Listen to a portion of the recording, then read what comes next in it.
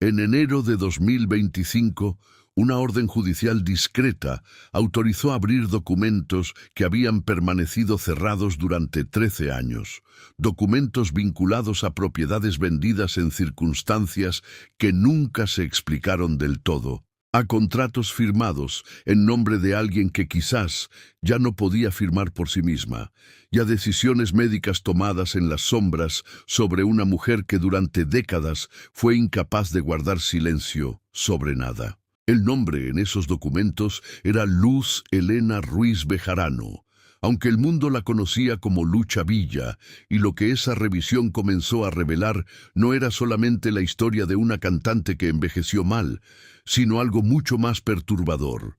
La historia de cómo una mujer que nadie pudo callar mientras tuvo voz terminó siendo silenciada de la forma más definitiva posible, sin escándalo, sin juicio, sin que nadie tuviera que responder por nada.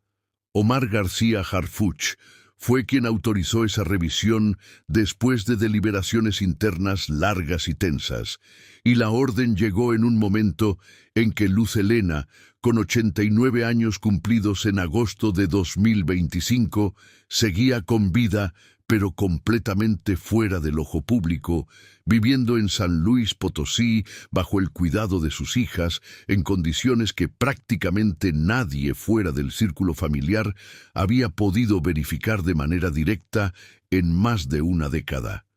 No había una denuncia penal activa, no había una investigación oficial abierta, no había presión mediática que justificara meter las manos en la vida de una mujer anciana. Solo existía una pregunta que llevaba años flotando sin respuesta, una pregunta que incomodaba precisamente porque la persona que podía responderla ya no podía hablar. ¿Cómo terminó así la mujer más indoblegable de la música mexicana del siglo XX? La justificación formal venía del Archivo General de la Nación, que argumentaba la necesidad de documentar patrimonio cultural ligado a figuras clave de la música del país, materiales históricos valiosos que habrían sido dispersados o perdidos durante transiciones desordenadas en la última década y media. Era un argumento correcto sobre el papel, suficientemente institucional para abrir puertas sin generar alarmas, pero todos los involucrados sabían que eso no era un trámite cultural más. Era un intento tardío, quizás demasiado tardío, de entender qué pasó realmente durante los 14 años que siguieron a marzo de 2012, el mes en que Luz Helena entró a un hospital para una cirugía descrita como rutinaria y de bajo riesgo, y salió convertida en alguien completamente distinto, con capacidades reducidas de formas que jamás fueron explicadas con claridad pública y verificable. El nombre de Patricia Méndez aparecería pronto al frente de esa revisión, llevando una maleta llena de preguntas que nadie con acceso a las respuestas había querido responder voluntariamente. Y los abogados de la familia recibirían esa visita con la tensión típica de quienes saben que están siendo observados, pero insisten en que no tienen nada que ocultar.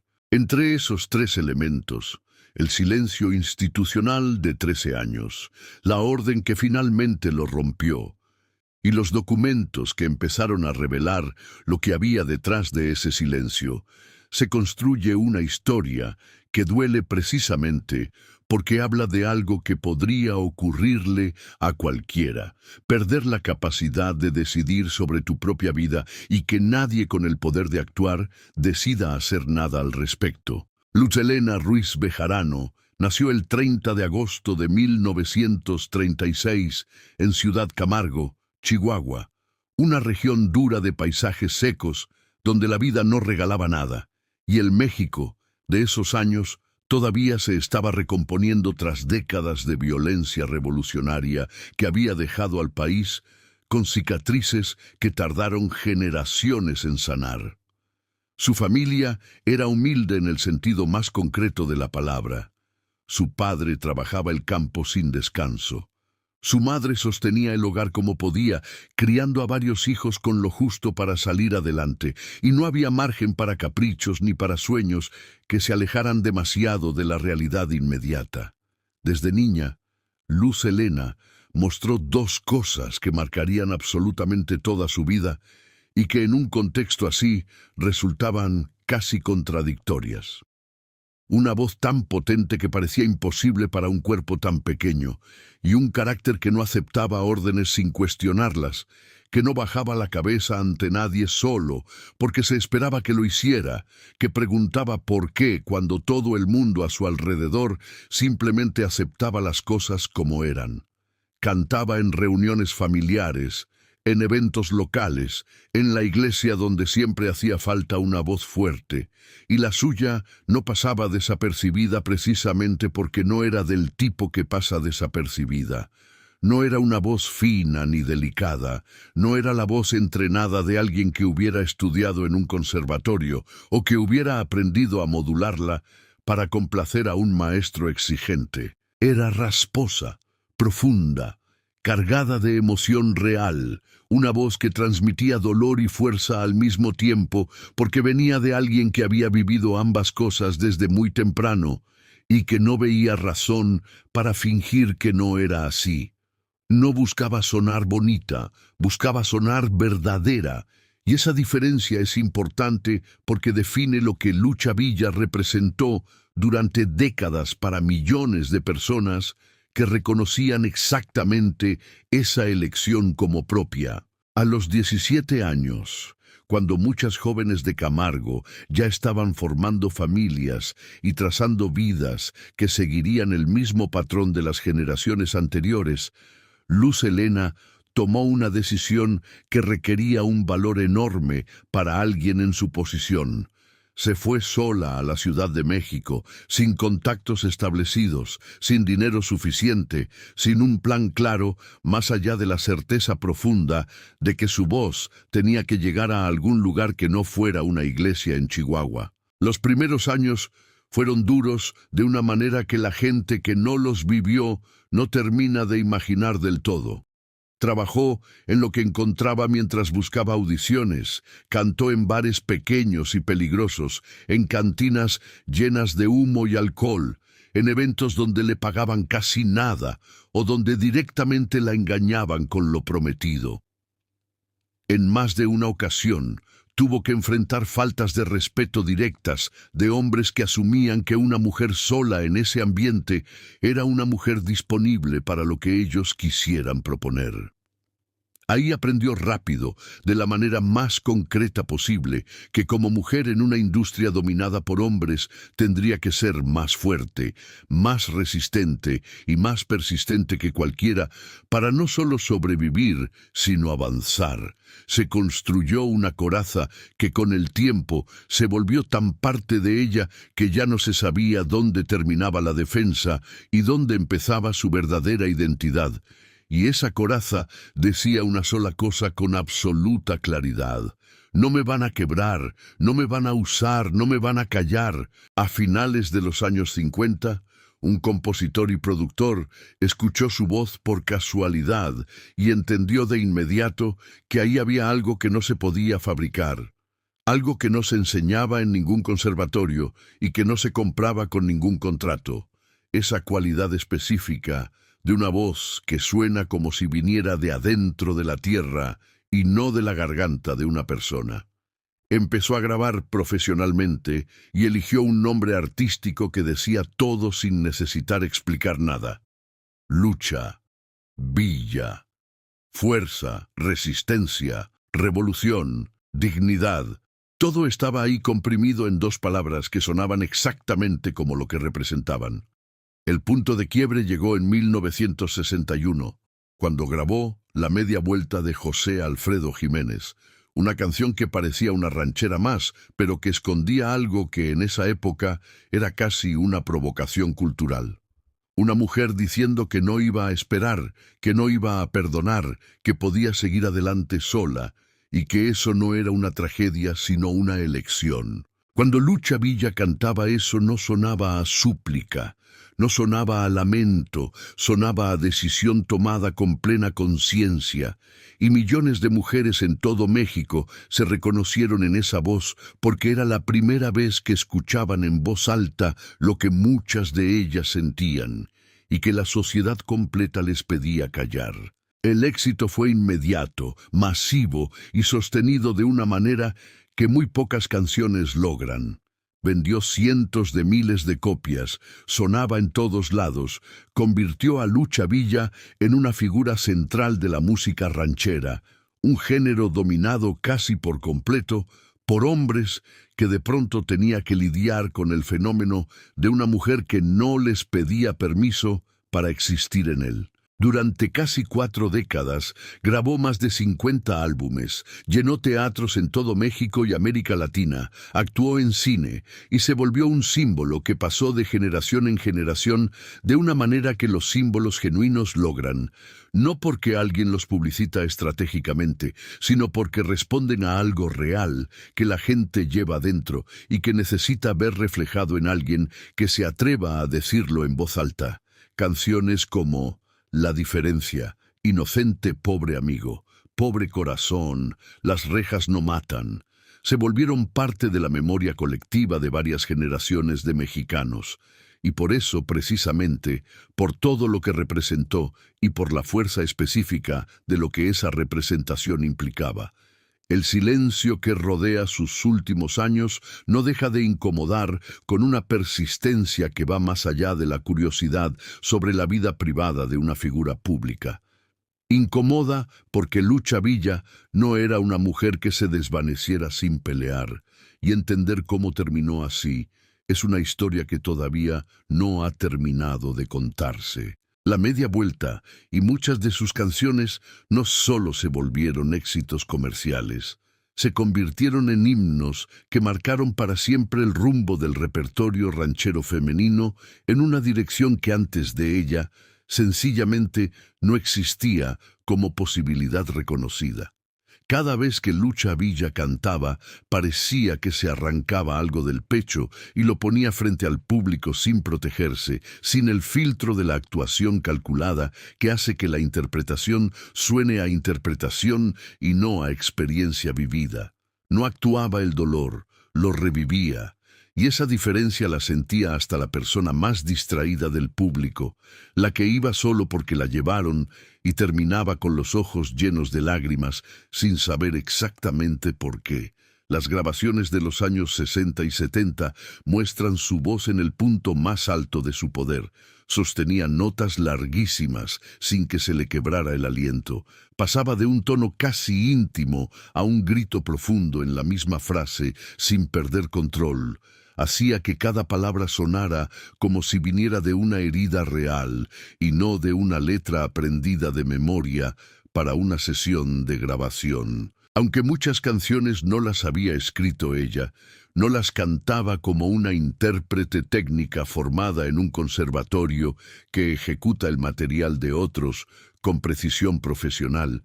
Las cantaba como una mujer que había vivido exactamente lo que esas letras decían: desamor, traición, orgullo, caída y regreso, el ciclo completo de la experiencia humana en el territorio específico de las relaciones y del valor personal para enfrentarlas. El público lo sentía de inmediato, y por eso la lealtad hacia ella duró décadas, de una manera que la lealtad hacia otras figuras no duraba, porque se apoyaba en algo más sólido que el gusto pasajero por una melodía pegajosa. Para muchísimas mujeres, Lucha Villa no era solo una cantante, era alguien que decía en voz alta lo que ellas sentían y que la sociedad les pedía callar, alguien que ocupaba el espacio que les negaban, que exigía respeto, de maneras que a ellas les habrían costado el rechazo inmediato de su entorno. Los hombres que la respetaban lo hacían por su talento y su carácter. Los que no la temían, porque representaba a una mujer que no se deja controlar, que no acepta que la definieran desde afuera, que tenía una noción propia de quién era y no la estaba negociando con nadie. Lo que la separaba del resto no era solo su voz, aunque técnicamente era impresionante, con una proyección que llenaba teatros completos sin micrófono y una resistencia que muy pocos tenían. Era su actitud. Nunca aceptó cantar desde el papel de víctima resignada. Incluso cuando hablaba de desamor, su voz decía algo muy claro. Esto me dolió, me hizo llorar, pero no me destruyó. Aquí sigo de pie, soy más fuerte que cualquiera que intentó romperme y voy a seguir cantando mucho después de que ellos sean olvidados. Ese mensaje caló hondo en generaciones de mujeres educadas para aguantar, para callar, para aceptar malos tratos como si fueran parte natural de la vida, como si el sufrimiento sin resistencia fuera una virtud y no una trampa. Lucha Villa ofrecía otra verdad posible. Podías sufrir, sí, pero también podías ser fuerte, podías exigir respeto, podías irte y sobrevivir, incluso vivir mejor. Era un feminismo directo, sin discursos académicos, expresado en el lenguaje de la música ranchera, y llegaba a mujeres que nunca se habrían llamado feministas, pero que entendían perfectamente esa dignidad que Lucha transmitía en cada canción. Fuera del escenario, su carácter era igual de fuerte y generaba el mismo tipo de reacciones divididas que generaba en el escenario.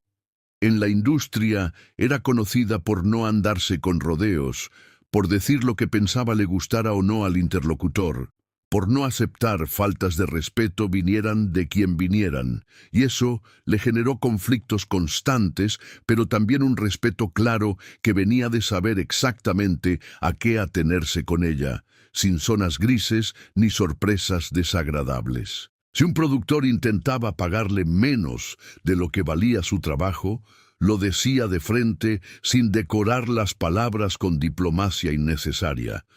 Si un director proponía un arreglo musical que no iba con su estilo, lo rechazaba sin dar explicaciones largas que no había pedido nadie. Si alguien en televisión le hacía un comentario machista, lo confrontaba en vivo sin importarle las cámaras ni las consecuencias de esa confrontación para las relaciones profesionales futuras. Las anécdotas sobre sus enfrentamientos con figuras poderosas se volvieron legendarias en la industria y exigía cambios que otros artistas ni siquiera se atrevían a solicitar porque sabían que el costo de pedirlos podía ser la carrera entera. Esa fuerza le ganó admiradores sinceros, pero también enemigos que esperaban con paciencia verla caer, verla humillada, verla quebrada como tantos otros que habían tenido la misma energía al principio y que la vida eventualmente había doblegado de una manera u otra. En su vida personal tuvo varias relaciones, algunas muy públicas, seguidas de cerca por una prensa que encontraba en cada movimiento de Lucha Villa material para alimentar la fascinación del público. Otras, más discretas, que solo salían a la luz en momentos de fractura cuando ya no había nada que guardar. Se casó y se divorció varias veces, y cada ruptura dejó conflictos duros por dinero, por hijos y por resentimientos que nunca se resolvieron del todo, aunque pasaran los años y cambiaran las circunstancias. Tuvo hijos con los que mantuvo relaciones complejas, llenas de amor que nadie dudaba, pero también de las dificultades inevitables de crecer con una madre que era una figura pública enorme y que vivía para su carrera con una intensidad que no dejaba demasiado espacio para nada más. Para Lucha Villa, la música no era un complemento de su vida, era el centro de todo.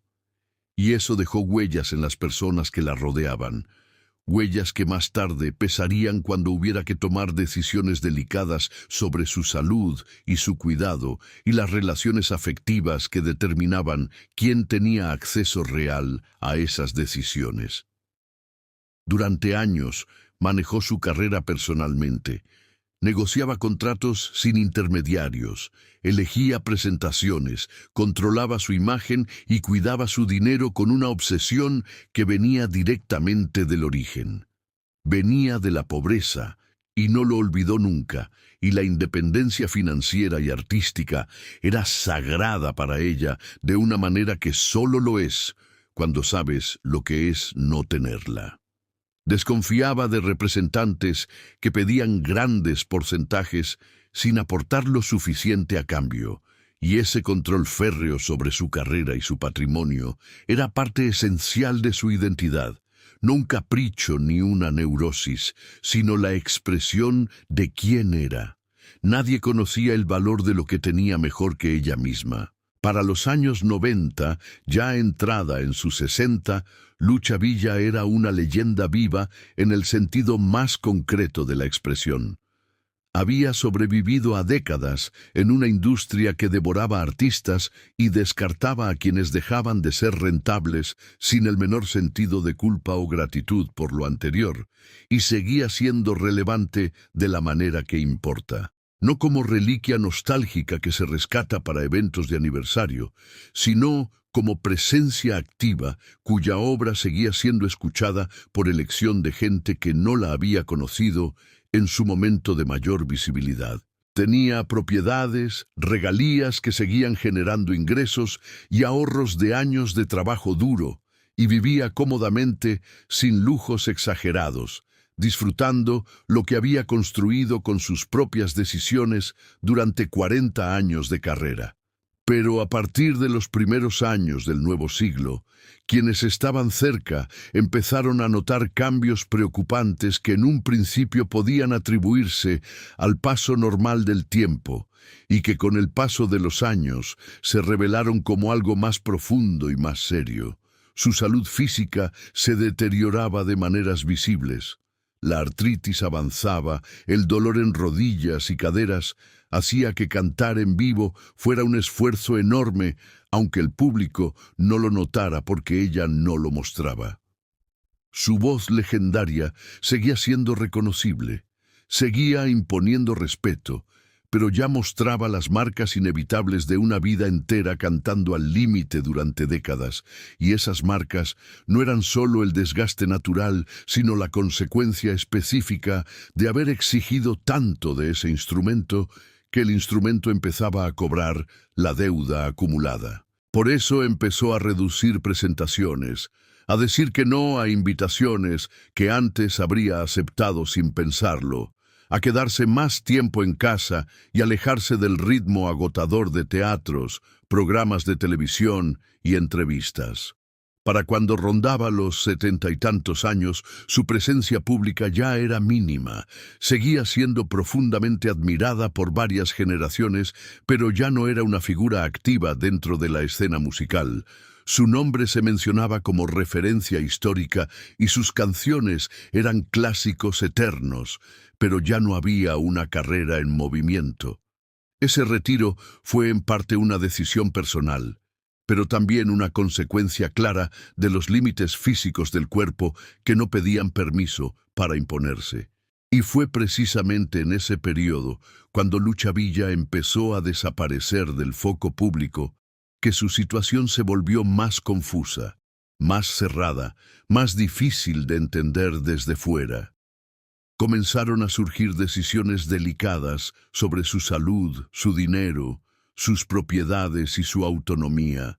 Decisiones que no se tomaban de cara al público, que no se explicaban y que con el tiempo se convertirían en el origen de una controversia que nunca terminó de aclararse del todo. Dentro de su círculo cercano, aunque no se hablaba abiertamente y las versiones fragmentadas que llegaban a los medios eran cuidadosamente vagas, existían tensiones claras sobre preguntas básicas que tenían respuestas que alguien conocía pero que nadie quería dar. ¿Quién controlaba realmente sus finanzas? ¿Quién tomaba las decisiones importantes sobre su patrimonio? ¿Quién tenía acceso directo a las cuentas donde seguían entrando regalías mes tras mes, producto de discos que seguían vendiéndose y de canciones que sonaban en la radio y generaban licencias para comerciales y programas? Había rumores constantes, versiones fragmentadas, conflictos que nunca se confirmaron oficialmente, pero que tampoco desaparecían por completo. Se hablaba de choques entre familiares, de desacuerdos con personas que habían trabajado con ella durante años, de disputas silenciosas por el control efectivo de su dinero y de su vida cotidiana. Todos decían actuar por su bien. Nadie aceptaba que hubiera intereses personales de por medio. Esa estructura de discurso, donde todos los involucrados se presentan como protectores desinteresados de la persona más vulnerable del grupo, es una de las más difíciles de cuestionar públicamente sin ser acusado de crueldad o de incomprensión. Y fue exactamente el escudo que mantuvo a Lucha Villa fuera del alcance de cualquier escrutinio externo durante años. Algunas personas que lograron visitarla ocasionalmente en esos años, antes de que el acceso se volviera completamente imposible, contaron que en ciertos momentos Luz Helena expresaba preocupación de maneras que eran difíciles de ignorar si uno estaba prestando atención. Decía que se estaban tomando decisiones sobre su dinero y sus propiedades sin explicarle bien, sin consultarla como antes, sin dejarle claro qué se estaba haciendo ni por qué. Pero esas inquietudes quedaron en el aire, sin que nadie con poder para actuar tomara la decisión de actuar. Nunca quedó claro si esas señales fueron tomadas en serio por las personas que las recibieron o si fueron convenientemente catalogadas como confusión propia de la edad de una persona mayor que no terminaba de entender situaciones complejas. No se sabe si quienes tenían poder para investigar esas preocupaciones lo hicieron de manera real o si las descartaron con la misma facilidad con que se descarta la queja de alguien que ya no tiene la autoridad que alguna vez tuvo para que sus quejas sean tomadas en serio. Esa ambigüedad, esa duda terrible y persistente, se volvió clave después de 2012, porque en ambos escenarios posibles el resultado era el mismo. Lucha Villa fue perdiendo control, y cuando llegó el momento en que ya no podía recuperarlo, nadie había hecho nada para evitarlo. Entonces, llegó marzo de 2012, el mes que partió su vida en dos, con una limpieza y una permanencia que no dejan espacio para matices. Ese mes, Luz Helena ingresó a un hospital para una cirugía, y hasta hoy no existe una versión clara, pública y verificable, de qué tipo de cirugía era exactamente, qué médico la realizó, en qué hospital específico ocurrió, ni quién autorizó el procedimiento en última instancia. Las versiones cambian dependiendo de quién cuente la historia y del interés que esa persona tiene en que la historia se cuente de determinada manera. Algunos hablan de una cirugía de cadera por una artritis avanzada que le causaba dolor constante y problemas para caminar. Otros mencionan un procedimiento gastrointestinal por un problema digestivo serio. Hay versiones que deliberadamente evitan los detalles y se limitan a decir que era una cirugía necesaria sin precisar necesaria para qué ni necesaria según quién. Pero hay algo en lo que todas las versiones coinciden. El único punto de acuerdo absoluto entre todas las personas que conocen algo de esta historia. Algo salió mal, muy mal, de maneras que cambiaron absolutamente todo. Durante la cirugía o en las horas críticas posteriores, ocurrieron complicaciones devastadoras cuya naturaleza exacta nunca fue explicada públicamente de forma detallada y verificable. Y Lucha Villa salió del hospital convertida en otra persona de manera irreversible. Nunca hubo un comunicado médico claro. Nunca hubo una explicación oficial, detallada, que respondiera a las preguntas básicas que cualquier paciente o familiar tiene derecho a esperar después de algo así. La familia guardó silencio. Los médicos se ampararon en la confidencialidad. Las versiones que circularon en la prensa jamás fueron confirmadas ni desmentidas de forma definitiva. Se habló de daño neurológico severo, de pérdida permanente de capacidades cognitivas básicas, de un evento cerebral durante la anestesia o poco después, de falta de oxígeno en el cerebro durante demasiado tiempo, de errores que no se pueden corregir una vez que ocurren, porque el daño ya está hecho antes de que nadie se dé cuenta de su magnitud. Se habló también de posible negligencia médica, de fallas en la supervisión durante la anestesia, de respuestas tardías a complicaciones que, de haberse atendido a tiempo, quizás no habrían terminado de la manera en que terminaron. Pero nunca hubo una investigación formal, nunca hubo una demanda por mala praxis, nunca hubo una auditoría médica independiente, nunca hubo una explicación que respondiera a la pregunta más básica de todas. ¿Cómo una mujer que entró caminando a un hospital para una cirugía común salió con un daño tan profundo que perdió su autonomía por completo? ¿Por qué nadie exigió respuestas? ¿Por qué nadie llevó el caso a instancias médicas oficiales?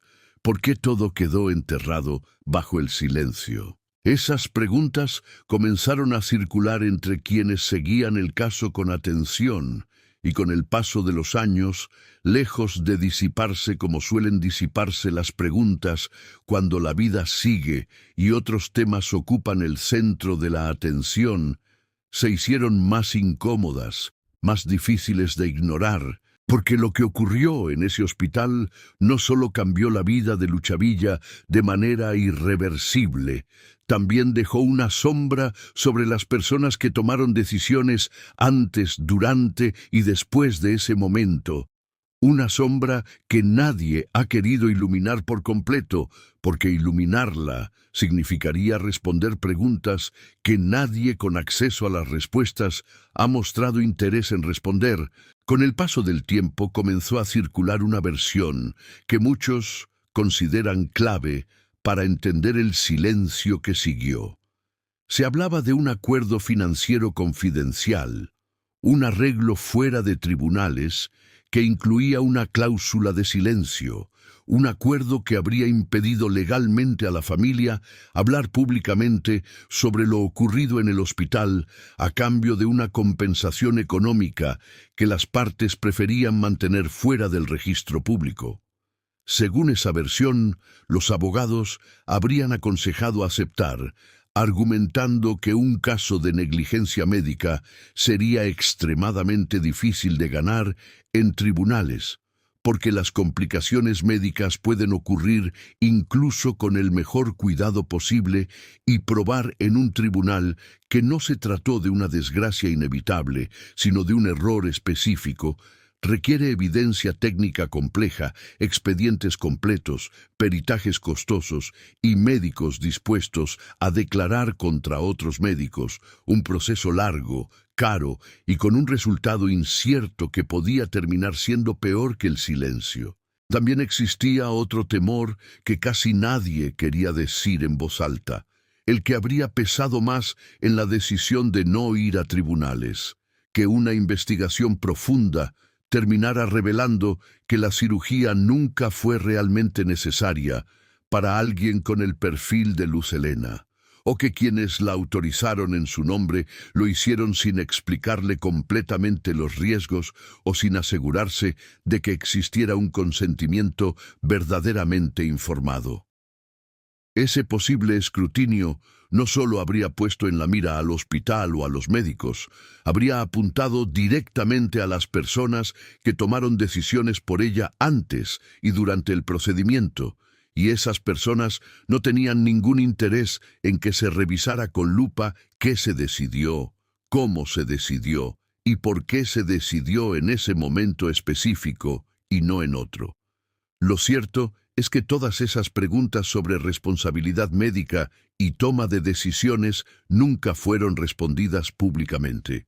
Y eso es un hecho indiscutible que no requiere especulación para establecerse.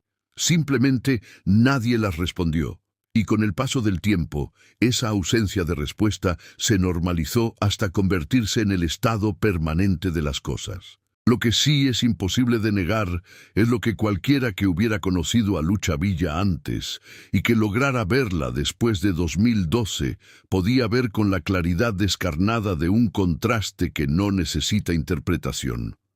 Lucha Villa ya no era la misma.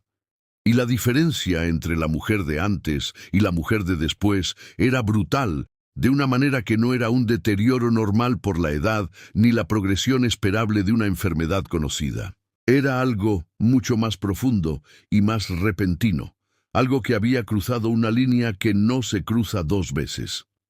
La mujer que durante décadas intimidó a productores, negoció contratos complejos sin intermediarios, defendió su patrimonio con una claridad impresionante y confrontó en vivo a quien le faltara al respeto en cámaras de televisión, aparecía en contadas ocasiones públicas completamente transformada, vulnerable, frágil, dependiente de formas que iban en contra de todo lo que ella había sido durante toda su vida adulta. Cuando lograba hablar, su discurso era confuso, fragmentado, difícil de seguir, saltaba de una idea a otra sin conexión clara. A veces parecía no entender dónde estaba o quiénes eran las personas que la rodeaban, y había dudas evidentes sobre su capacidad para reconocer a amigos de toda la vida, a colaboradores cercanos con los que había compartido décadas de trabajo intenso. Necesitaba ayuda constante para actividades básicas que antes hacía sin pensar: caminar, comer, mantenerse aseada, actividades que la mayoría de las personas realiza en piloto automático y que para ella se habían vuelto imposibles sin asistencia permanente. En las pocas fotografías que circularon después de 2012, siempre muy controladas, tomadas en reuniones familiares específicas y distribuidas con cuentagotas, su mirada se veía perdida de una manera que no era la mirada de alguien que está cansado o que está pensando en otra cosa, sino la mirada de alguien que ya no está conectado de la misma manera con el mundo que lo rodea. Su cuerpo estaba ahí, su mente no. La transformación era tan profunda y tan devastadora que resultaba imposible verla sin preguntarse qué había pasado exactamente durante esas horas críticas en el hospital, y la pregunta que nadie quería formular abiertamente, pero que siempre estuvo ahí, flotando sobre cada conversación sobre Lucha Villa en esos años, era la pregunta más incómoda de todas. Había personas en su entorno que se beneficiaban de que ella no pudiera tomar decisiones por sí misma. Decisiones sobre un patrimonio importante, sobre regalías que seguían entrando mes tras mes, sobre propiedades, sobre contratos, sobre una imagen pública construida con décadas de trabajo y que seguía teniendo un valor comercial considerable incluso sin su participación activa. Después de semanas en el hospital y meses de rehabilitación física y cognitiva que no devolvieron lo que se había perdido, quedó claro que las funciones perdidas no volverían. Luz Helena desapareció por completo de la vida pública, de una manera que no era la desaparición gradual de alguien que elige el retiro, sino la desaparición abrupta de alguien que es retirado. No volvió a cantar, no volvió a dar entrevistas, no volvió a hablar directamente con el público que la había convertido en un símbolo durante 4 décadas. Cuando aparecía era en eventos muy puntuales, cumpleaños, reuniones familiares, siempre llevada por otros, colocada frente a una cámara, fotografiada rápidamente, retirada de inmediato. No decidía si aparecer o no, no decidía qué decir, no decidía cómo presentarse. Todo lo decidían otros en su nombre con la misma estructura de poder que se había instalado gradualmente desde que su capacidad empezó a reducirse y que después de 2012 se volvió absoluta. Su voz, la misma que había impuesto respeto durante más de 60 años, se apagó para siempre. Y ese silencio, ese contraste brutal entre la mujer que nadie pudo callar y la mujer que ya no podía hablar por sí misma. Dejó preguntas abiertas que siguen sin respuesta, porque las personas que las podrían responder no tienen ningún interés en hacerlo. ¿Quién tomaba las decisiones diarias sobre su atención médica? ¿Qué tratamientos recibía? ¿Qué especialistas la veían? ¿Quién controlaba el dinero que seguía llegando? ¿Quién firmaba contratos en su nombre? ¿Quién decidía cuándo debía mostrarse al público y cuándo debía desaparecer por completo? Son preguntas básicas, preguntas que cualquier persona con un mínimo de interés genuino en el bienestar de Lucha Villa habría querido responder públicamente para despejar las dudas. Y hasta hoy nadie con acceso a las respuestas ha querido explicarlas de forma clara, pública y verificable. La pregunta que siempre quedó en el aire fue inevitable para cualquiera que se acercara a esta historia con honestidad. Lucha Villa estaba siendo protegida de una exposición mediática cruel que habría convertido su estado en un espectáculo humillante, o estaba siendo controlada de una manera que beneficiaba más a quienes la rodeaban que a ella misma. Esa duda atravesó cada decisión tomada en su nombre durante años y nunca tuvo una respuesta clara. Las decisiones cotidianas que se tomaban por ella abrían una línea muy delicada, cuya ubicación exacta nadie podía determinar sin información que no era pública. Se hacían pensando genuinamente en su bienestar humano y en su dignidad como mujer vulnerable, o respondían a intereses económicos y de control de terceros que se beneficiaban de que ella no pudiera cuestionar, resistir o decidir por sí misma. No existieron respuestas públicas que ofrecieran tranquilidad real. Lo único constante fue una cortina espesa de privacidad sostenida por la familia y por representantes legales, y el argumento oficial era siempre el mismo. Luz Helena merecía vivir sus últimos años en paz. No debía ser convertida en un espectáculo mediático. Su dignidad exigía privacidad absoluta. El público no tenía derecho a conocer detalles de su condición médica ni de su vida diaria. Y ese razonamiento tenía una base moral legítima que era difícil de atacar sin parecer insensible. Nadie con un mínimo de empatía quería ver a una leyenda siendo explotada por la prensa sensacionalista, ni fotografías degradantes circulando para vender titulares. Sin embargo, esa privacidad total también tenía un efecto incómodo que era imposible ignorar si uno lo miraba directamente. Impedía que cualquier persona independiente pudiera verificar qué estaba ocurriendo realmente. Cerraba la puerta a periodistas serios que no buscaban morbo, sino claridad. Bloqueaba cualquier revisión externa que permitiera confirmar que las decisiones tomadas en su nombre eran de verdad las mejores para ella y no para otros. Durante 14 años completos, Luz Helena vivió prácticamente fuera de cualquier escrutinio público. Al principio, tras salir del hospital, permaneció en Ciudad de México bajo un esquema de cuidado que combinaba personal médico privado y apoyo familiar, pero con el tiempo fue trasladada a San Luis Potosí, un movimiento que la alejó geográficamente del entorno donde había vivido durante décadas y donde todavía existían personas que podían hacer preguntas incómodas sobre su bienestar con la autoridad que da el conocer a alguien desde hace mucho tiempo. En San Luis Potosí, el acceso a Lucha Villa se volvió aún más restringido de maneras que eran sistemáticas y no accidentales.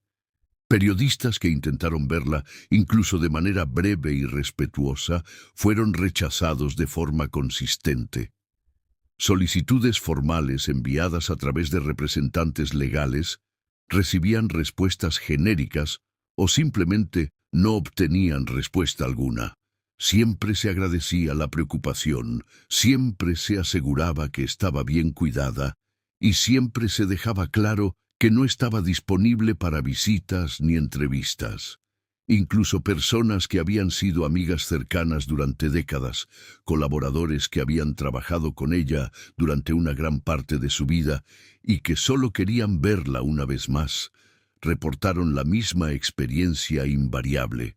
Sus peticiones eran negadas cortésmente o quedaban en silencio absoluto. La explicación era siempre la misma: protegerla del estrés, evitarle alteraciones emocionales, permitirle vivir tranquila los años que le quedaban.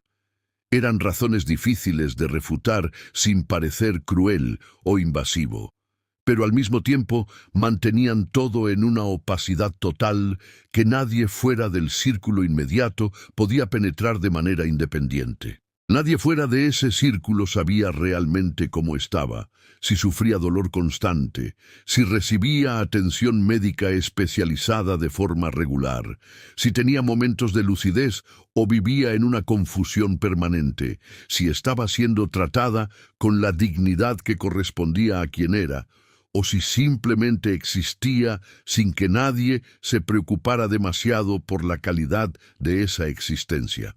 Eran preguntas básicas sobre dignidad humana, y nadie podía responderlas porque la estructura de privacidad había sido construida exactamente de manera que nadie externo pudiera hacerlo.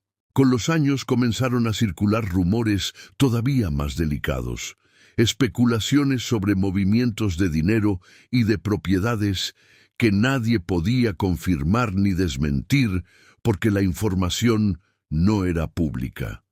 Se hablaba de activos importantes que habrían sido vendidos cuando ella no podía tomar decisiones independientes, de propiedades que había acumulado a lo largo de décadas que supuestamente cambiaron de dueño sin anuncios públicos ni explicaciones claras. No estaba claro si ella había dado un consentimiento real y consciente o si las decisiones fueron tomadas por representantes legales con poderes amplios obtenidos cuando su capacidad ya estaba seriamente limitada.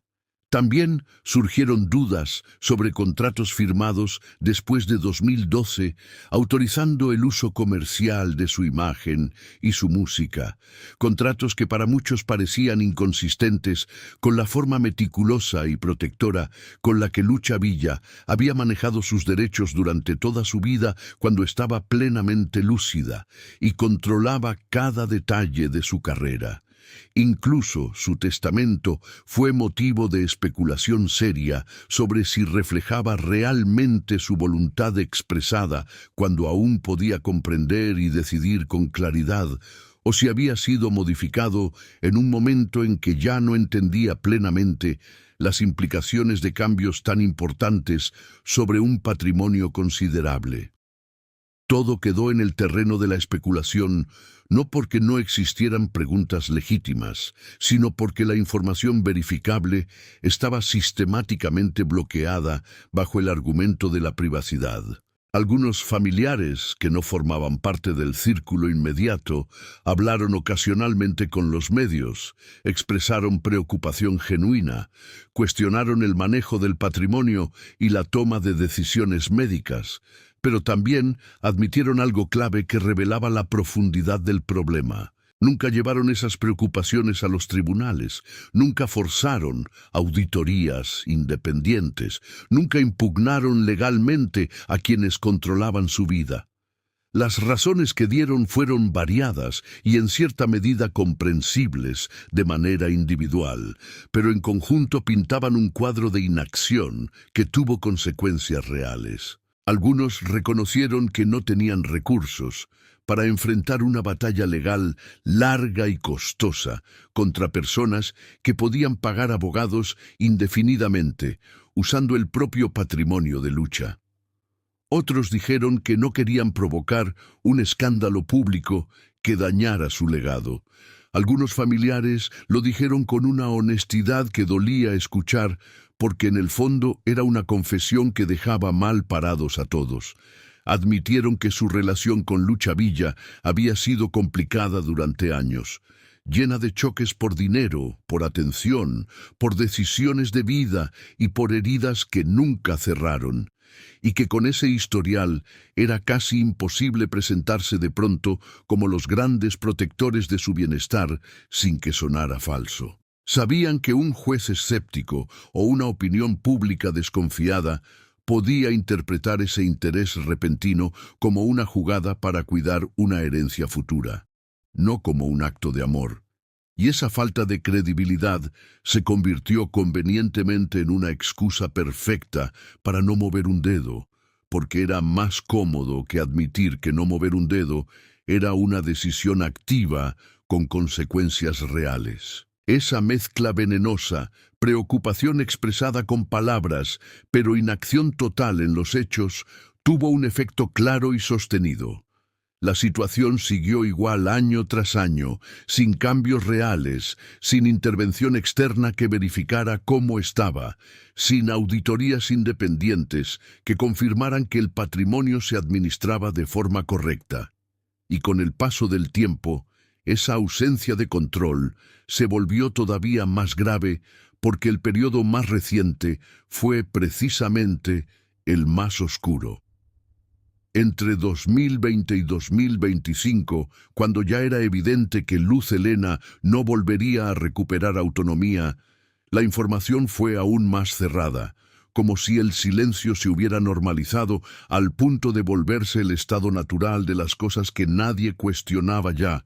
Mientras tanto, su salud siguió deteriorándose, como era previsible en una persona de edad muy avanzada, con múltiples condiciones crónicas al mismo tiempo. Se hablaba de problemas cardíacos serios que requerían medicación constante, bien calibrada y seguimiento médico regular. También se mencionaba diabetes, una condición que complica prácticamente todo porque afecta la energía, la cicatrización, la circulación, el riesgo de infecciones y la estabilidad general del cuerpo. A eso se sumaba la fragilidad física propia de la edad, agravada por años de inactividad y dependencia, lo cual implicaba que en ese estado un movimiento mal calculado, una caída mínima, incluso un golpe tonto, podía terminar en fracturas que para alguien de esa edad pueden ser mortales. Esa realidad implicaba algo muy concreto y costoso. Luz Helena necesitaba cuidado profesional constante, no ocasional, no improvisado, no a ratos, sino cuidado de las 24 horas, con supervisión continua y ayuda para absolutamente todo, desde comer hasta la higiene más básica. Y ese nivel de atención, si se hace bien, cuesta mucho dinero mes con mes de manera sostenida. Y ahí aparecía otro tema incómodo que casi nadie se atrevía a decir sin quedar como villano de la historia. Si el cuidado era el adecuado, entonces el gasto debía ser alto, y si el gasto era alto, era posible que el patrimonio acumulado durante décadas se estuviera consumiendo rápidamente. Pero si el gasto no era tan alto como debería ser para garantizar ese nivel de cuidado, entonces surgía otra sospecha todavía más pesada, la sospecha de que quizás se estaba recortando en cuidados para proteger activos que algún día serían heredados. Esa es la clase de pregunta que no se puede hacer sin que te miren feo, pero que aparece sola cuando no hay transparencia, y como no existía información verificable sobre la calidad real del cuidado que recibía, esas dudas crecieron sin freno durante años. En agosto de 2025, Luz Helena cumplió 89 años, una edad impresionante que en otras circunstancias habría sido ocasión para un reconocimiento público de lo que representó y de lo que siguió representando incluso en el silencio. Y aún así, no hubo celebración pública, no hubo un mensaje amplio, no hubo una imagen reciente compartida para que quienes la admiraron durante toda su vida pudieran verla aunque fuera un instante y comprobar que estaba siendo tratada con dignidad. Lo único que salió fueron agradecimientos breves, formales, fríos, del estilo gracias por sus buenos deseos. Nada más. Otra vez el mismo silencio que ya llevaba más de una década. el mismo silencio que se había convertido en la respuesta estándar a cualquier pregunta sobre su estado y su bienestar. Fue en ese contexto, cuando Luz Helena ya llevaba 13 años en una situación que el público no podía verificar de ninguna manera, que Omar García Harfuch autorizó la revisión de documentos y materiales relacionados con Lucha Villa después de deliberaciones internas largas y tensas que no fueron simples. La discusión, según se contaba internamente, enfrentó dos posiciones con igual fuerza y argumentos igualmente legítimos. Por un lado, funcionarios que sostenían que el gobierno no debía intervenir en lo que en apariencia era un asunto familiar privado, que una revisión podía verse como una violación de privacidad y que no había evidencia criminal clara para justificar una intervención tan invasiva en la vida de una mujer anciana vulnerable. Por el otro, quienes defendían que Luz Helena no era cualquier persona, sino una figura cultural de enorme relevancia, parte del patrimonio simbólico del país, y que su legado, su obra, sus archivos y documentos históricos no eran solo recuerdos familiares, sino que tenían un valor nacional que justificaba la intervención, y que además existían dudas persistentes sobre si estaba siendo cuidada con la dignidad que merecía.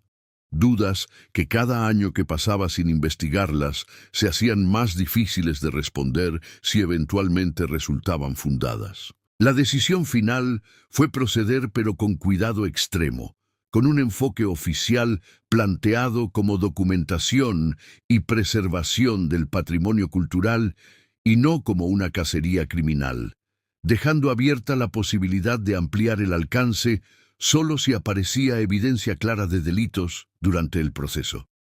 La orden judicial establecía un alcance limitado y al mismo tiempo muy específico: documentos de propiedades vendidas después de 2012, contratos comerciales firmados en nombre de Luz Helena que autorizaran el uso de su imagen o su música, registros financieros que permitieran reconstruir la cronología de decisiones importantes, y materiales culturales como grabaciones inéditas, fotografías históricas y correspondencia personal con valor documental.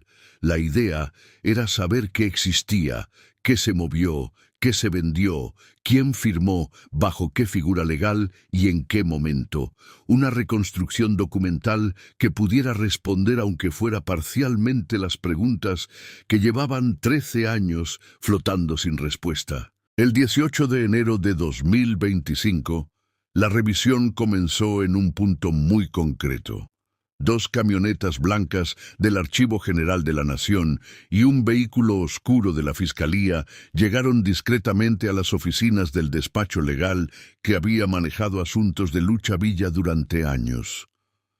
No fue un operativo escandaloso, no fue un show para cámaras, fue una visita medida y planeada para evitar ruido, porque el ruido habría generado reacciones defensivas que harían más difícil el trabajo real. Al frente iba Patricia Méndez, quien lideraba un equipo pequeño y cuidadosamente seleccionado que incluía especialistas en análisis de documentos legales, contadores forenses entrenados para detectar irregularidades que no son visibles a simple vista, y abogados que representaban intereses del gobierno federal. Los abogados de la familia los recibieron. Ya estaban notificados y habían preparado documentos que consideraban relevantes para la revisión. Documentos que de alguna manera les parecían seguros de mostrar. Desde el inicio, el ambiente fue tenso aunque profesional, con esa tensión específica de cuando nadie quiere admitir nada, pero todos entienden que se está tocando un tema delicado, cuyas implicaciones nadie puede controlar del todo una vez que empieza a moverse. Patricia dejó el propósito claro desde el primer minuto con un discurso medido, casi diplomático, pero cuyo mensaje real se entendía sin necesidad de dramatizarlo. La revisión se presentaba como una necesidad de entender qué pasó con el patrimonio cultural de una figura clave, asegurar que materiales históricos valiosos se conservaran y verificar razonablemente que las decisiones tomadas en nombre de Luz Helena habían sido legales y apropiadas. Los abogados de la familia respondieron defendiendo cada paso, sosteniendo que todo lo que se había hecho estaba respaldado legalmente, que existían poderes notariales otorgados en su momento, que cuando se requirió supervisión judicial se cumplió, que el único objetivo había sido siempre proteger los mejores intereses médicos y financieros de Luz Helena. Todo sonaba correcto sobre el papel. Todo sonaba como debe sonar cuando alguien sabe que lo están observando y ha preparado sus respuestas con cuidado. Entonces comenzó el trabajo real, la revisión meticulosa, sistemática y pesada de 3 días completos, revisando archivadores llenos de contratos, acuerdos de venta de propiedades, estados de cuenta bancarios, correspondencia legal entre abogados y familiares, autorizaciones, anexos, documentos de todo tipo, jornadas largas de alrededor de 10 horas diarias, revisando miles de páginas, fotografiando cada documento para análisis posterior, tomando notas, marcando inconsistencias, apartando lo que necesitaba una revisión más profunda, reconstruyendo una historia a través del papel. Durante la revisión comenzaron a aparecer hallazgos que cambiaron el tono de todo. Ya no se trataba solo de vacíos, de silencios o de documentos faltantes. Empezaron a surgir piezas concretas que juntas dibujaban un escenario mucho más inquietante de lo que muchos esperaban. Uno de los primeros documentos que encendió las alertas fue un poder notarial general otorgado por Luz Helena en febrero de 2012, apenas unas semanas antes de la cirugía que cambiaría su vida para siempre, y que no era un poder común, sino extraordinariamente amplio.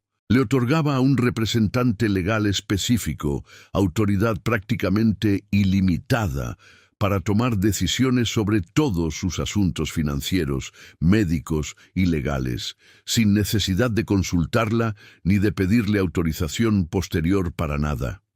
El documento estaba firmado con lo que parecía ser la firma de Luz Helena y estaba correctamente notarizado conforme a la ley. En apariencia, todo estaba en regla. Pero la fecha resultaba imposible de ignorar para cualquiera que pensara en ella durante más de un segundo.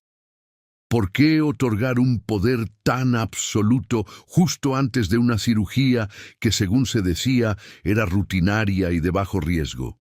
¿Qué urgencia había para ceder control total en ese momento preciso? La pregunta era incómoda porque no tenía una respuesta que resultara tranquilizadora. O alguien anticipaba que podían ocurrir complicaciones graves que nadie mencionó como posibilidad durante el proceso de consentimiento. O alguien quería asegurarse el control legal antes de que algo sucediera, y ninguna de las dos opciones pintaba un cuadro tranquilizador. Al seguir avanzando, apareció la venta de una propiedad inmobiliaria de alto valor en Ciudad de México en el año 2014. Apenas 2 años después de la cirugía, una propiedad que Luz Helena había poseído durante más de 20 años como parte importante de su patrimonio personal. La venta generó una suma considerable de dinero, pero no había documentación clara que demostrara que ella hubiera participado en la decisión o que hubiera comprendido las implicaciones de venderla. Todo indicaba que la operación fue decidida por el representante legal actuando bajo ese poder amplio, y que el dinero de la venta fue depositado en una cuenta controlada por ese mismo representante. Legalmente podía hacerlo, el poder se lo permitía. Éticamente la pregunta era otra. Luego aparecieron contratos comerciales firmados en 2015, 2017 y 2019 que autorizaban el uso de la imagen de Lucha Villa y de su música en comerciales de televisión, programas de homenaje y compilaciones musicales. Contratos que generaron regalías importantes, pero donde algo extraño apareció al comparar las firmas. Las firmas en esos contratos no coincidían plenamente con las firmas verificadas de Luz Helena de años anteriores a 2012, cuando estaba plenamente consciente y firmaba por sí misma. Y el análisis preliminar sugería que esas firmas pudieran haber sido asistidas o guiadas. Eso no prueba automáticamente ilegalidad, pero sí abre una pregunta fundamental sobre si había consentimiento real y válido o simplemente una formalidad para cubrir decisiones ya tomadas por otros. La revisión se volvió todavía más delicada cuando aparecieron modificaciones al testamento de 2016, 4 años después de la cirugía, que alteraban de forma significativa la distribución de los bienes, favoreciendo claramente a ciertos herederos sobre otros, y donde no había constancia clara de que un abogado independiente que representara únicamente los intereses de Luz Helena hubiera estado presente al momento de firmar, ni de que los cambios le hubieran sido explicados de forma comprensible, ni de que ella tuviera la capacidad real de comprender lo que estaba autorizando. Todo se sostenía sobre la apariencia de legalidad, pero carecía de claridad humana sobre el proceso real que llevó a esos documentos. La familia entregó voluntariamente algunos registros médicos fragmentarios de hospitalizaciones posteriores a 2012, pero los expedientes estaban incompletos, faltaban periodos enteros, y no había trazabilidad clara de decisiones médicas importantes. Ante eso, Patricia solicitó formalmente acceso a los registros médicos completos del hospital donde se realizó la cirugía de marzo de 2012. Los abogados de la familia se resistieron inicialmente apelando a la privacidad médica. Patricia respondió con calma que la orden judicial contemplaba esa posibilidad. Tras consultar con sus clientes, los abogados aceptaron solicitar los registros de manera voluntaria para evitar una orden judicial más agresiva. Cuando los registros llegaron una semana después, lejos de cerrar el caso, lo complicaron aún más. Los documentos confirmaban que la cirugía de marzo de 2012 había sido una operación de cadera, pero también detallaban algo que hasta entonces solo se había rumoreado. Durante la anestesia ocurrieron complicaciones serias. Las notas médicas señalaban que la presión arterial de Luz Helena cayó a niveles peligrosos durante el procedimiento y documentaban un periodo aproximado de 8 minutos en el que la oxigenación cerebral pudo haberse visto comprometida antes de que la situación fuera estabilizada. 8 minutos que en términos neurológicos pueden ser devastadores de formas que no tienen marcha atrás. Los registros posteriores mostraban que no despertó de la anestesia de manera normal, que permaneció durante días en un estado de conciencia reducida y que cuando finalmente despertó presentaba confusión severa y déficits cognitivos evidentes que no existían antes de la cirugía. Había una nota de un neurólogo que documentaba daño cerebral compatible con hipoxia, es decir, falta de oxígeno en el cerebro durante un tiempo suficiente para causar daño permanente. Y aquí apareció otro silencio difícil de justificar. No existía constancia de que la familia hubiera cuestionado formalmente al hospital. No había solicitudes de investigación interna, no había quejas documentadas, no había exigencias de explicación de ningún tipo. También se encontraron formularios de alta hospitalaria firmados por el representante legal y no por Luz Helena, autorizando su traslado a un centro de rehabilitación, lo cual indicaba que desde el momento de las complicaciones, ella no volvió a recuperar la capacidad de tomar decisiones independientes. Con toda esta información, Patricia y su equipo elaboraron un informe preliminar cuyo lenguaje fue medido y cuidadosamente legal, evitando conclusiones acusatorias directas, pero cuyo fondo era claro. La revisión de documentos sugería que Luz Helena Ruiz Bejarano sufrió un daño cerebral significativo durante la cirugía de marzo de 2012, un daño que eliminó su capacidad de decidir por sí misma y que desde ese momento todas las decisiones sobre su vida fueron tomadas por representantes legales amparados en documentos que técnicamente cumplían con los requisitos formales. La pregunta que quedaba abierta y que el informe no podía responder con certeza era la más importante de todas. Si esas decisiones, aunque legales, siempre se tomaron verdaderamente en el mejor interés de Luz Helena. El informe final dejó una conclusión incómoda que nadie pudo ignorar. No había evidencia clara de un delito penal que permitiera actuar legalmente contra alguien en específico. Sin embargo, sí quedaba al descubierto un escenario lleno de dilemas éticos profundos. La venta de propiedades valiosas, los contratos comerciales firmados después de 2012 y la administración del patrimonio generaron beneficios económicos que directa o indirectamente favorecieron a herederos. Todo parecía legal en la forma, pero eso no significaba que fuera incuestionable en el fondo.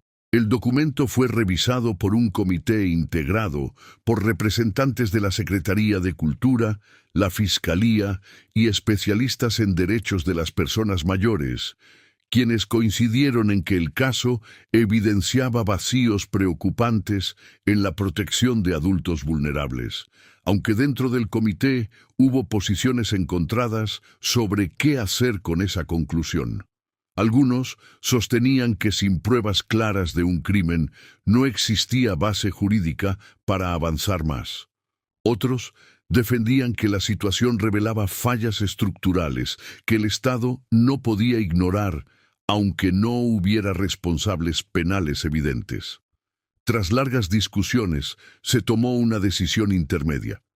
Patricia Méndez debía intentar verificar personalmente el estado actual de Luz Helena, no como una intervención agresiva, sino como una verificación humana mínima que permitiera confirmar que seguía con vida y que su cuidado era adecuado. La visita fue coordinada con autoridades de San Luis Potosí. El 25 de enero de 2025, Patricia viajó acompañada de un trabajador social especializado en adultos mayores y de un representante de la Comisión Estatal de Derechos Humanos. Llegaron a una casa modesta ubicada en un vecindario tranquilo, sin señales externas que llamaran la atención. Fueron recibidos por una de las hijas de Luz Helena. El ambiente era claramente defensivo pero correcto. Patricia explicó con calma el motivo de la visita. No estaban ahí para acusar ni para investigar penalmente, solo querían verla y asegurarse de que estuviera siendo cuidada con dignidad. Tras unos momentos de tensión, la hija accedió a permitir una visita breve. El interior de la casa estaba limpio, ordenado y bien cuidado, con una rutina estable que era visible en la organización del espacio. En la sala principal, sentada en una silla reclinable, estaba Luz Helena. Tenía 89 años. Su fragilidad física era evidente. Estaba muy delgada, su piel se veía pálida. Su cuerpo reflejaba el desgaste de los años y de la enfermedad, pero estaba limpia, vestida de manera adecuada, en un entorno cómodo y tranquilo. Patricia se acercó despacio y se presentó con suavidad. Le dijo quién era y que solo quería conocerla. Luz Helena la miró. Sus ojos no mostraron reconocimiento. No hubo respuesta verbal. No hubo gesto que indicara comprensión clara de lo que estaba ocurriendo. Después de unos 15 minutos, el equipo agradeció la atención y se retiró. Ya en el vehículo, el trabajador social dio su evaluación profesional sin dramatismo, pero con precisión. Físicamente, Luz Helena parecía estar siendo cuidada de forma adecuada. El entorno era seguro, no había indicios de maltrato, pero desde el punto de vista cognitivo, su ausencia era clara. No estaba presente, no podía comunicarse de manera significativa, Existía, pero no participaba realmente en la vida que la rodeaba. Patricia reportó todo a sus superiores. La conclusión fue dura pero clara. La situación era profundamente triste, pero no había evidencia de abuso criminal actual que justificara una intervención gubernamental más agresiva. Lucha Villa estaba bajo el cuidado de su familia en condiciones razonablemente apropiadas para su estado. No había nada que pudiera hacerse legalmente para cambiar ese cuadro sin una evidencia que simplemente no existía de forma verificable. En febrero de 2025, el Archivo General de la Nación publicó una declaración breve y cuidadosamente redactada que informaba que la revisión de materiales históricos relacionados con Lucha Villa había concluido, que la figura cultural estaba siendo cuidada por su familia y que se habían identificado y preservado materiales de valor histórico para las generaciones futuras. El comunicado evitó deliberadamente cualquier referencia a las preguntas más inquietantes sobre el pasado. No se mencionó cómo había llegado a ese estado. No se habló de la cirugía de 2012. No se abordaron las decisiones médicas ni patrimoniales que habían generado dudas durante años. Algunos medios presionaron para obtener más información, pero el archivo se negó a ampliar detalles citando razones de privacidad. Algunos periodistas independientes comenzaron a publicar artículos cuestionando si Lucha Villa había recibido el cuidado médico adecuado en 2012, si las decisiones tomadas por su entorno habían sido realmente en su mejor interés, y si el sistema legal mexicano protegía de manera efectiva a los adultos mayores vulnerables. El debate fue intenso pero breve, y para marzo de 2025, la atención pública se había desplazado hacia otros temas. Lucha Villa volvió al silencio, el mismo silencio que había marcado los últimos 14 años de su vida. Las preguntas fundamentales quedaron flotando sin respuesta. ¿Qué ocurrió exactamente en el hospital en marzo de 2012? ¿Hubo negligencia médica que debió haber generado consecuencias legales? ¿Era la cirugía realmente necesaria para una mujer de 75 años con múltiples riesgos? ¿Consintió Luz Helena de manera plena o fue presionada por personas que tenían interés en el resultado? Quienes obtuvieron poder sobre su vida después actuaron con amor o con interés propio. Las ventas de propiedades y los contratos comerciales eran indispensables para su cuidado o beneficiaron principalmente a herederos. ¿Recibió siempre el mejor cuidado médico posible o se priorizó preservar patrimonio por encima de su bienestar?